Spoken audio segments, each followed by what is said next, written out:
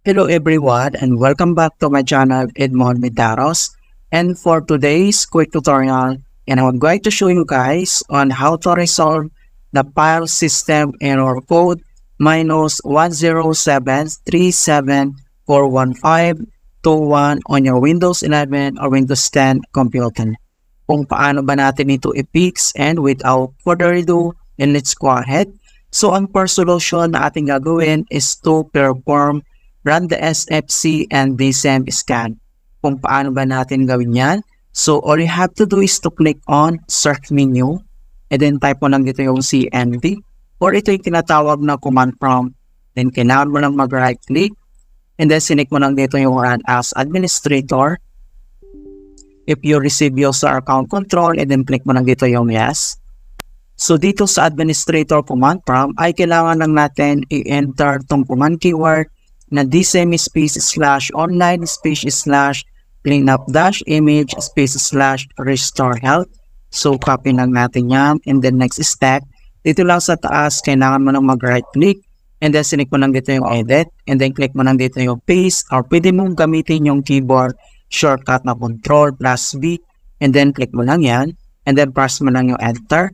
And makikita mo na dito yung deployment, image, servicings, and management tool. So dito ay kailangan lang natin hintayin na ma-complete yung verifications into 100%.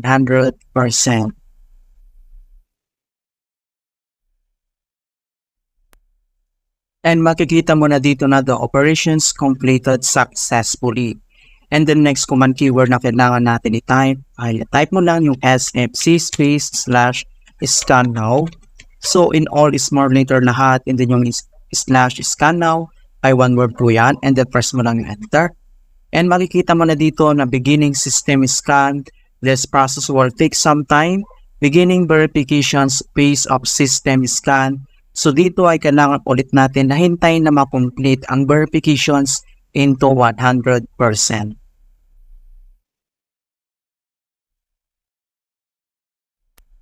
Then finally, makikita mo na dito na verifications 100% complete. So ang next step natin gagawin ulit ay close lang natin tong CMD. Dito lang sa search menu and then type mo lang dito yung Windows Security.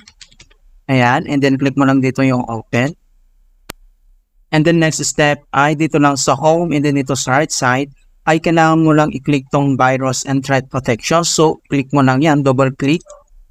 And then pop-up ito mga kaibigan.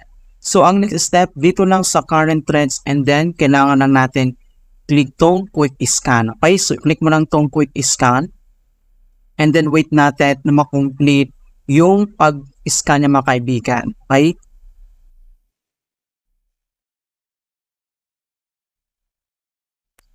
Ayan, so makikita mo na dito na na-complete na yung pag-scan. So mayroon tayong 41,736 files scan. Okay, so ang next step, so close lang natin itong Windows Security and then dito lang si start menu at kailangan lang natin mag-restart. Okay, so click mo lang itong restart. Alright, so ganoon lang po kasimple on how to fix file system error code 107374151 and Windows 11 or Windows 10. And please don't forget to like this video, subscribe to my channel for more quality content. Thank you guys and see you in my next tutorial.